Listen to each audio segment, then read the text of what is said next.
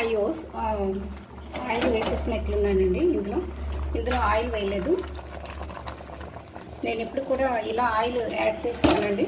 అంటే చూసారు కదండి, తోటకూర, పెసరపప్పు అండ్ ఇప్పుడు ఇది తాలింపు వేసేసుకోవాలండి. తోటకూర ఉడికిపోయినాక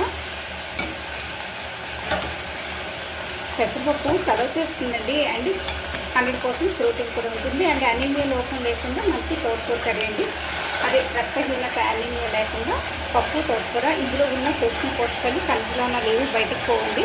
ఎందుకంటే ఇవి వేప రూపంలో బయటకు పోకుండా పప్పు, తోటకూర కలిసి ఉడుకుతుంది కదండి అందులో.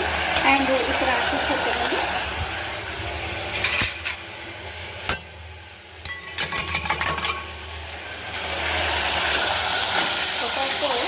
ఇక్కడ రిక్వైర్డ్ ఆయిల్, సాల్ట్, పప్పు, కారం అండి.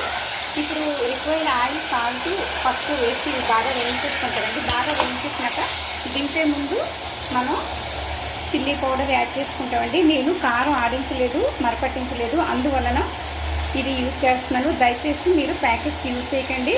సమ్మర్లో అసలే యూజ్ చేయకండి, కడుపులో మంట వస్తుంది. చూసారు కదండి, అది తెలుసుకోవచ్చు.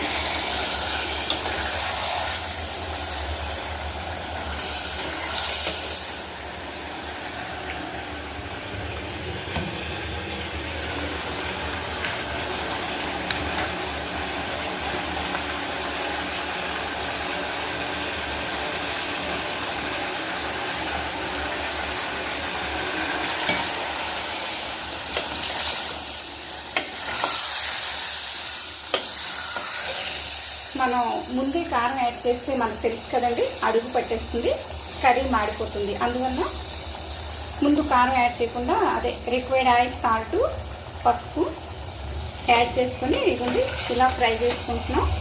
ఈ ఉట్టికిని ఇలా అంటే ఊరకిని ఇలా ఫ్రై చేసేస్తున్నానండి. ఇందులో ఏమీ వేయలేదు. వెల్లుల్లి రెబ్బలు వేసుకుంటే బాగుంటుంది. అండ్ అల్లం కూడా చితక్కొట్టి వేసుకుంటే బాగుంటుందండి.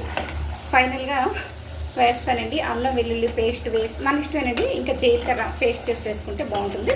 ఇంకా మసాలా దినుసులు కూడా ఇందులో యాడ్ చేసుకోవచ్చండి. చూసారు కదండి పొటాటో ఫ్రై.